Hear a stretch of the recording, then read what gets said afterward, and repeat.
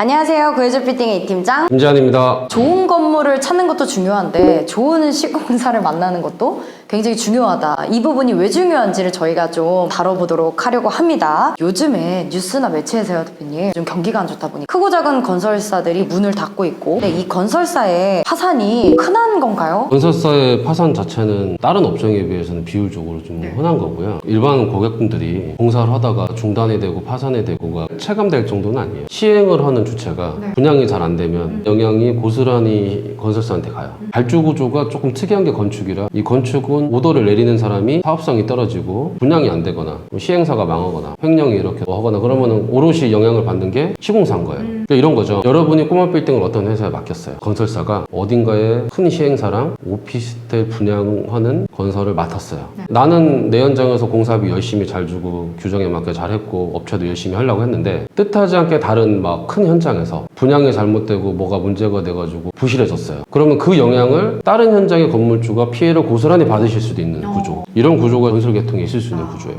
결론적으로는 일반적인 업종보다는 도산, 회사가 정리되는 이런 거는 확률적으로 확실히 좀 더 있다. 결국에 다 감당해야 되는 거는 공사를 맡기신 건물주분들, 투자자분들이 고스란히 그걸 다 가지고 가셔야 되는 상황이고, 지난 저희 현장 소개해드렸던 것도 중단돼서 저희가 다시 공사를 진행하는 현장이었는데, 리모델링 공사하시면서 대표님 이런 사례 굉장히 많잖아요. 1년에 4-5개는 있는 것 같아요. 좀 더 디테일하게 이 부분을 나눠보면 좋을 것 같아요. 중단되거나 이렇게 파산하게 되는 이유들이 좀 뭘까요? 형단이 중단되는 경우에는 여러 가지 사례가 있는데, 현장이 중단되는 경우를 먼저 말씀드릴게요. 공사 들어갈 때는 이것저것 다 이렇게 다 포함이고 해준다고 하더니 왜 공사하면서 추가가 근거 없이 자꾸 이렇게 발생하냐. 건물주 입장에서도 그 분쟁 불편하거든요. 중단이 되고 공사가 지연되면 월세 맞추는 거 늦어지죠. 사업 완료가 늦어지면 운행이자 계속 깨지고 수익성이 안 좋아지시니까 웬만하면 이제 참고 원활하게 해결을 하려고 하세요. 건설사의 어떤 횡포, 너무 도를 넘었다, 신뢰가 깨져서 공사가 중단되는 경우, 그리고 가장 대표적인 예가 건설사가 힘들어져서 공사가 중단되는 경우인데, 이거는 두 가지 케이스가 있어요. 그 건설사 자체가 부실해져서 망하는 거죠.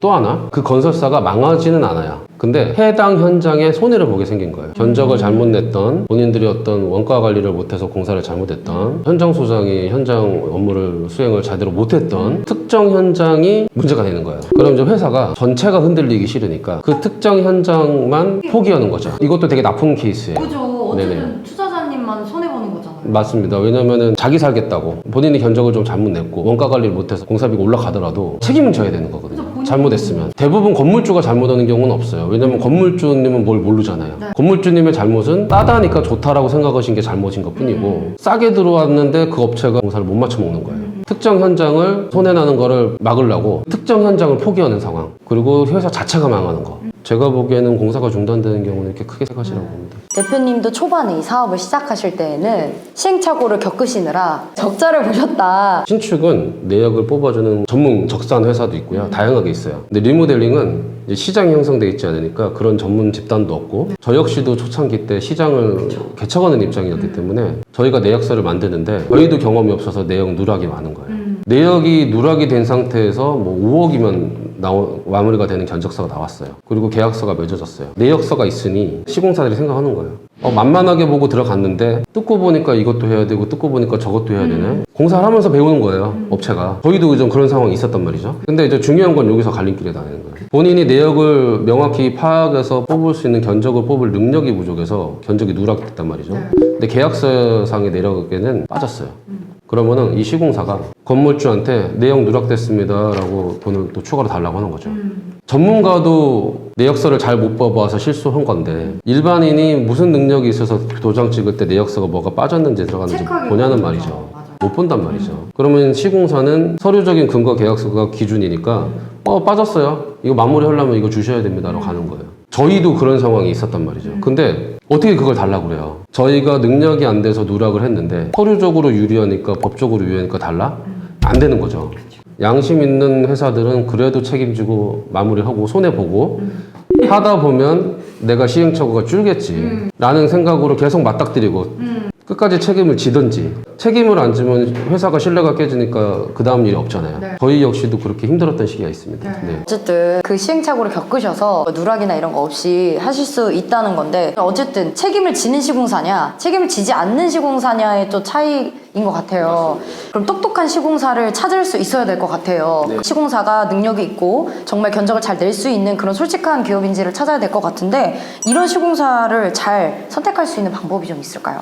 꼭 절대적이진 않아요. 얼마 전에 저희 고객님 사례도 회사가 40년 넘은 회사였어요. 근데 무너지려고 하니까 올해 무너진 거예요, 작년에. 근데 확률을 조금 낮추는 그런 것만 조금 말씀을 드리자면 그래도 업력이 좀 된 회사들. 업력이라 하면 어느 정도 돼야 업력이 됐다라고 할 수 있을까요? 그래도 뭐 한 5년 이상 그 5년 이상. 업종에 꾸준히 활동해서 경력이 쌓이고 노하우가 누적돼 있다. 이런 회사들이 또 실수도 적을 거고요. 근데 사실은 이런 것보다도요, 되게 더 중요한 포인트들이 있어요. 건축주님만이 감을 잡을 수 있는 어떤 이런 포인트들이 있어요. 계약금 비중이 월등히 높아. 뭐 50%가 계약금이에요. 그리고서 장황해요. 다제가 이거를 갖다 쓰고 뭘 비용이 나가야 되고 뭘 해야 돼요. 자, 이런 거는 정말 의심해야 됩니다. 그러니까 돈을 빨리 땡겨 받으려는 거예요. 중간기성 공사비를 진도가 어느 정도 나가면 그거에 맞춰서 청구를 해야 되는데 전문적이지 않아도 어느 정도 판단할 수 있거든요. 근데 느낌이 계속 공사비를 땡겨달라는 느낌인 거예요. 꼭 돈이 들어와야 움직인다. 조금 먼저 건설사가 움직일 수도 있어요. 자금력이 없고 회사가 어렵다는 거죠. 그리고 또 하나, 계약금의 달콤함. 어쨌든 계약이 빨리 돼야 땡기는 행위도 할 수 있잖아요. 계약이 되기 위해서 어떻게 하냐, 공사비를 싸게. 야, 돈 급하니까 빨리 싸게 해가지고 일 좀 따. 지금 시국이 그래요. 건설사들이 돈이 급하니까 일을 빨리 따는 게 목적이에요. 그래서 공사비를 덤핑으로 막 싸게 제출해요. 정말 현명치 못한 저희 채널 구독자가 그러면 지금 업계들이 힘드니까 공사를 빨리 해야 될 때네. 그러면 내가 공사 빨리 해서 경쟁 붙여야겠네. 큰 실수하는 거예요. 공사비는 상황에 따라 왔다 갔다 하는 게 아니고요. 적절한 금액이 있는 거예요. 싸게 들어온다, 얼씨구나 좋다라고 하시면 안 돼요. 그 계약 조건 안 지키면 그만인 거예요. 회사가 망하는데 누가 계약 조건을 지킵니까? 위태위태하고 뭔가 업체가 좀 공사비도 자꾸 땡기려고 그러고 자꾸 추가 비용 얘기 나오고. 저한테 상담 오셨어요. 처음부터 끝까지 계속 똑같은 말 하세요. 계약서를 꼼꼼하게 잘 맺었다. 유치권도 행사 못하게 돼 있다. 자기는 뭔가 저는 무기가 많은 걸로 얘기를 하세요. 계약서에 유치권 행사를 안 한다고 썼어요. 그러면 시공사가 언제는 유치권 행사해도 됩니까? 라고 건물주한테 허가받고 유치권 행사하나요? 아니, 회사 망하는데 계약 문구를 누가 지킵니까? 돈을 막 땡기는 행위, 빨리 계약서를 찍어서 성금을 받아가려는 행위, 이런 거가 눈에 보이는 건설사들은 일단 경계를 무조건 하셔야 됩니다. 네. 다들 머리로는 알고 계시면서 첫 투자가 아님에도 불구하고 비교 견적 받고 좀 더 싼 업체를 또 선택하시는 그 1, 2억 또 많게는 뭐 3, 4억 때문에 왜 계속 반복하시게 되는 걸까요? 사람은 같은 실수를 반복해요. 과거의 나, 지금의 나도 다르지 않습니다. 지금의 나가 같은 실수를 반복하는 경우도 많이 봤습니다. 이렇게 건설사가 파산하게 되면 남겨진 우리 건축주분은 도대체 어떻게 되시는 걸까요? 일단은요, 돈이 깨집니다. 그리고 기간이 깨집니다. 모든 게 전 돈으로 귀결이 되는데요. 분쟁이 일어나면 합법적인 절차로 소송으로 의해서 업체가 빠져나가는 거가 최소 6개월 걸려요. 자, 6개월 동안 은행이자 깨지시는 거예요. 자, 월세 못 맞춰요. 그거를 돈으로 환산하면 좀 몇 천만 원에서 몇억, 규모에 따라 몇십억이 될 수도 있어요. 새로운 업체가 들어왔어요. 기존의 업체들은 나 진행률이 70%다. 나 뭐 지금 한 개 더 많다 받은 것보다 돈 더 줘야 된다, 이런 분쟁 때문인 거거든요. 새로운 업체가 와서 건축사가 왔는데 아닌데요, 지금 절반밖에 안 됐는데요. 엘리베이터 자재요 다 생산돼서 엘리베이터 업체가 갖고 있어요. 이 현장이 없는 거죠. 그러면은 이거 갖다 줄 테니까 알아서 그럼 이어서 시공할래요? 그게 안 되죠. 그 남의 자재를 누가 받아서 시공을 이어서 하겠어요. 이런 사소한 것들이 로스예요. 업체와 업체가 바뀌면서 생기는 로스. 그 대부분의 문제가 공사비와 어떤 부실이잖아요. 하도 업체들까지 다 전개가 돼요. 어느 순간 중단이 되는 게 아니고 밀리기 시작하다가 사고가 터지거든요. 하도 업체들도 돈이 안 나와. 뻔해요. 돈도 안 나오는데 대충 붙여놓는 거죠. 부실공사로 네, 부실공사를 열의 아홉입니다. 그래서 들어가면 붙어는 있는데 똥똥 떠들어보면 뚝 떨어지는 것들. 새로운 회사 입장에서는 눈으로 보이지 않는 것까지 리스크를 떠안고서 마무리를 해줘야 되잖아요. 예를 들어서 방수까지만 하고 업체가 빠졌어요. 근데 제가 타일을 붙였어요. 물이 샜어. 이전 업체가 방수를 잘못한 거니까 제 잘못이 아닙니다. 저는 타일만 붙였습니다. 이게 되냐고요. 건축주님도 그렇죠. 대표님은 새로 들어오셔서 타일만 붙이셨죠. 방수는 그 업체에서 하고 빠졌죠. 논리적으로는 서로 이해가 가지만 그럼 그 누군가 와서 방수를 따로 또 처리를 AS를 봐야 되나요? 아니죠. 제가 들어가는 입장에서는 방수대가 발라있는 상태에서 6개월 동안 분쟁이 있어서 저 방수를 믿을 수가 없는 거예요. 그리고 이전에 작업자가 어떻게 했는지 몰라요. 그럼 제 입장에서는 최소 벽돌을 쌓은 거는 믿고 가지만 방수는 새로 해야 되는 거예요. 그러면은 저쪽에서는 작업이 끝났다라고 정산을 본 거를 저희 쪽에서는 방수 작업을 한번 견적을 한 번 더 보수 작업을 넣을 수밖에 없어요. 겹치는 금액이 발생합니다. 상대방이 80% 끝났다. 제가 들어가면 50%밖에 안 끝난 거예요. 그러면은 여기서 나오는 계획 30%는 건물주님의 손실로 가는 거예요. 또 손실. 또 이런 분쟁이 있으시다 보면은 또 정신적인 스트레스도 맞습니다. 굉장히 많으실 거라고 생각하고요. 또 이어서 제2의 시공업체를 찾는 것도 쉽지가 않다라는 거. 저희가 최근에 이런 비슷한 사례 현장을 다녀왔잖아요. 근데 그 현장 같은 경우에는 이렇게 중단이 됨으로 인해서 어느 정도의 금액의 손실을 좀 보셨을까요? 여기는 숫자적으로 조금 비교가 쉬워요. 1년 전에 네. 업체를 선정하실 때 제가 이 똑같은 현장에 13억의 견적을 제출했어요. 그리고 이 건물주님께서는 11억 5천에 파산해서 나간 업체를 선정하셨어요. 저랑 1억 5천 차이가 났죠. 제가 지금 투입해서 견적을 7억을 제출했어요.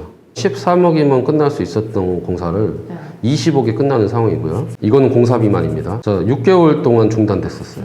이분이 다달이 은행이자 막 2천만 원씩 깨지셨고 2천만 원만 깨진 게 중요한 게 아니고 월세가 3천 원 맞춰지는 자리거든요. 이미 월세 맞춰줬어야 되는데 은행이자는 2천씩 다달이 깨지시고 월세는 3천씩 계속 받을 거를 못 받고 계셨고 이렇게 치면은 월 5천만 원은 그냥 매달 깨졌고 이것만 해도 3억입니다. 소송 비용, 현장 진단하는데 감정평가 그런 소소한 비용도 다 지불하시는 거예요. 거기서도 한 1, 2억은 들어가셨어요. 어림잡아 손실이 10억이 넘습니다. 그러니까 1억 5천 싸게 하시려고 하시다가 10억을 더 손실 보는 이런 상황이 될 수도 있다는 거. 그리고 다들 안 하려고 하는 공사잖아요. 그럼에도 불구하고 대표님 이걸 계속 하시는 이유가 있을까요? 저도 이런 현장을 가서 찾아다니면서 영업을 하진 않아요. 근데 저는 저희 구독자께서 팬입니다. 제가 대표님한테 일은 발주하진 않았지만 이 채널을 보면서 항상 공부하고 있고 건설사랑 소통하고 있습니다. 근데 그런 분들이 저를 의지하시는 거잖아요. 저한테 오셨다는 거는. 그리고 남들이 하다가 중단된 거를 뒷수습해주는 기술적인 능력, 정신적인 맷집 이런 거를 갖춘 회사인 거죠. 왜냐 이런 일을 하던 회사니까. 그러니까 저를 믿고 연락이 오시는데 제가 거기서 이렇게 딱한 사정을 들었는데 쉽게 거절이 안 돼요. 꼼꼼하게 이 절차가 이렇게 험난하다, 괜찮겠냐라고 설명을 드리고 진행들을 하죠. 건설사가 망하는 이유는 여러 가지가 있다고 했고 저희가 다녀온 현장도 40년이나 된 회사라고 했는데 그러면 지금 시공조화도 언제든 망할 수 있는 거 아니냐? 요거에 대해서는 어떻게 생각하세요? 이렇게 할게요. 저희 회사는 절대 망할 수 없다라고 말씀드리기보다도 회사 대표로서 망하지 않는 구조를 갖추려고 노력을 엄청 하고 있을 거 아니에요. 저희는 이렇게 큰 수익을 노리고 큰 현장을 따려고 시행사, 프로젝트, 공사를 맡지 않아요. 그러니까 원칙적으로 정해놨습니다. 저희는 그런 큰 프로젝트가 그 흥망성쇠의 폭풍우 속에 휘말릴 수가 없어요. 지금 저희가 그런 쪽에 휘말려 있었으면 저희 회사도 지금 힘들었을 거예요. 그러니까 두 가지입니다. 그런 일을 안 함으로써 터질 수 있는 리스크. 꼬마 빌딩 일 비중 50%, 시행사 일 비중 50%. 그런데 시행사의 일 비중이 영업적으로 PF가 아니라니까 지금 일이 없어졌어. 그 일이 줄었다는 이유만으로 힘들어지는 거예요. 직원들은 그대로인데 현장의 리스크까지 다 포괄적으로 감안을 해서 그런 쪽 일을 하지 말자. 그러면 저희는 어떤 길을 선택한 거냐면 PF, 부동산 PF는 전국적으로 일어나질 않고 있잖아요. 근데 지금 저희 꼬마 빌딩 건물주분들은 현장이 20개라고 칠게요. 20개에서 20개가 다 대출로 공사를 하세요. 이게 무슨 말이냐면 건설 PF가 안 일어난다는데 왜 시공조화는 은행 대출? 저희는 시설자금 대출이고 담보대출이 기반이에요. 그러니까 은행도 PF는 두려워서 안 하지만 담보를 기반으로 한 꼬마 빌딩 시설자금 대출은 잘해줘요. 그래서 지금 꼬마 빌딩 투자자분들은 대출을 다 받아서 하고 계시고 저희는요 그 공사비가 은행에서 나옵니다. 은행에서 돈을 받기 때문에 저희 회사가 굉장히 안정적으로 돌아가고 있어요. 1년에 40개씩 한다는데 그럼 일이 갑자기 줄어들면 이것도 절대적인 건 아닌데요. 이 리모델링을 기반으로 한 건축업이 소황산업이 아닌가 봐요. 경기가 안 좋고 불황이 짙어질수록 저희 쪽으로 점점 더 오세요. 해마다 증가하고 있고요. 안정적으로 증가하고 있고 안정적으로 수주하고 있고 리스크 있는 일은 안 하고 있고 돈은 은행에서 나오고 있고 담보도 확실한 거죠. 그런 본 적은 한 번도 없어요. 저희 건물주께서 진짜 파산을 하셨어. 그래도 저는 20개 현장 중에 1개가 파산인 거죠. 더군다나 공사 기성금은 진행률에 맞아서 은행에서 받은 거예요. 파산을 하셨어. 10억짜리 현장에 대표님이. 근데 제가 10억의 공사비를 못 받냐? 그게 아니에요. 은행에서 계약금, 중도금, 1차, 2차, 3차를 받다가 망하는 거니 제가 한 개 현장이 완전히 망가져도 손실은 1, 2억일 거예요. 그러면 이제 회사의 운영에 좌지우지 되는 경우는 아니거든요. 그래서 저는 회사 운영에 리스크를 제로로 만드는 수준의 운영을 해왔기 때문에 저희 회사는 제가 보기엔 다른 회사 다 망해도요. 저희 회사는 안 망할 것 같아요. 저희가 오늘은 이 시공사 선정을 어떻게 해야 하는지 좋은 건물을 사는 것만큼이나 시공사 선정이 얼마나 중요한지에 대해서도 한번 알아봤습니다. 궁금한 사항들 댓글로 남겨주시면 좋은 컨텐츠로 만들어 보도록 하겠습니다. 그럼 저희는 다음번에 인사드릴게요. 안녕. 짜잔! 오늘은 저희가 어떤 프로젝트를 하나 좀 말씀드리려고 나왔습니다. 영상을 보시면서 제일 많이 걱정하는 게 내가 건물을 잘 살 수 있을까? 내가 이걸 분별하는 게 잘 지금 하고 있는 건가? 혹은 매수하시고 나서 신축이 맞을까? 리모델링이 맞을까? 고민과 선택의 그 기로에서 헤매시잖아요. 제 옆에 전문가분께서 여러분이 그런 고민을 하시지 않을 수 있도록 방향을 잡아드리는 프로젝트를 건물 매수부터 밸류업, 매각까지 끝낼 수 있도록 준비를 했습니다. 이 프로젝트가 정확히 어떤 걸까요? 저희가 매일 한두 분씩 이렇게 상담 접수를 하면 네. 1년에 250분, 300분 정도로 상담을 해요. 네. 갖고 계신 분이 리모델링 의뢰를 주시기도 하고 신축 의뢰를 주기도 하지만 상당 부분이 매수 검토가 많으세요. 검토 의뢰를 하시는 건물이 좋다 나쁘다 네. 상담하면서 1시간 내에 답을 드리거든요. 그리고 충분히 납득을 해서 가세요. 1시간 동안 제가 상담해서 공부를 하셨는데 그걸 배우셔서 좋은 물건을 갖고 오시냐? 그렇지 않으세요. 그래서 그냥 이거를 저희가 좀 책임감 갖고 아예 그냥 건물을 좀 골라드리겠다. 그리고 그 건물이 왜 좋은지 처음부터 끝까지 이제 프로세스가 이해가 가게 설명을 드리는 이런 프로젝트라고 생각하시면 돼요. 네. 그래서 무조건 뭐 저희 따라오세요. 저희만 믿으세요. 절대 그런 게 아니고요. 저희 각 분야의 전문가들이 네. 이게 왜 좋은지, 왜 전망이 있는지 저는 하나하나 차근차근 이해를 시켜드리면서 엑시트까지 네. 뭐 갖고 가셔도 좋고요. 이거 설계도서가 나오면 타 업체에 견적서를 받으실 수 있도록 모든 오. 자료를 드릴 거고요. 네. 다른 데보다 이윤이 없고 원가다라는 거를 확실하게 투명하게 증명까지. 검증하고 할 겁니다. 어떻게 찾아주실 거예요, 그래서? 채널을 통해서 굉장히 괜찮은 매물들을 가끔 올려드리는데 네. 영상으로 올리지 못하는 숨겨진 매물들이 있거든요. 있죠. 상권 분석, 입지 분석, 그리고 그거에 따른 매매가가 적절한지 판단을 해드리고 밸류업이 된 다음에 어떻게 재매각이 될 건지에 대한 그 금액까지도 계산해 드리겠습니다. 만약에 개인적으로 알아보시고 계산을 하신다면은 사실 시간과 비용이 굉장히 많이 들거든요. 시간이 또 돈이잖아요. 공정률 건폐 막 혜택본 건물 최소한의 리모델링 공사를 통해서 저렴한 비용으로 밸류업을 수 있는 이런 건물들 중심으로 그래야 공기도 단축되고 네. 신축인지 리모델링인지 모를 정도의 변화가 있을 수 있는 건물 네. 이런 건물을 저희가 찾아서 네. 해드리겠습니다. 네. 그리고 무엇보다 대출에 대한 부분 있잖아요. 구해줘 빌딩 부동산 중개법인과 함께 하고 계시는 은행 센터장님, 지점장님 도움을 받아서 금리가 조금 인하되는 혜택을 보실 수 있고 세금은 탈세가 아니잖아요. 네. 절세 방안, 세무사님, 법무사님 연계를 해서 도움을 드리도록 하겠습니다. 매입을 하시고 밸류업을 하시고 그 다음에 임대를 놓고 재매각까지 전체 과정을 저희가 도와드리는데요. 네. 시공조화에서 밸류업을 해주시면 구해줘 공실팀에서 임대를 도와드릴 겁니다. 임대가 나아지면 그러면 건물 관리는 어떻게? 건물 관리도 구해줘 공실팀에서 도와드릴 거고 그 기간 동안 일어나는 건물에 대한 AS도 대표님 도와주실 거죠. 근데 AS는 뭐 저희 회사 망하기까지 해드릴게요.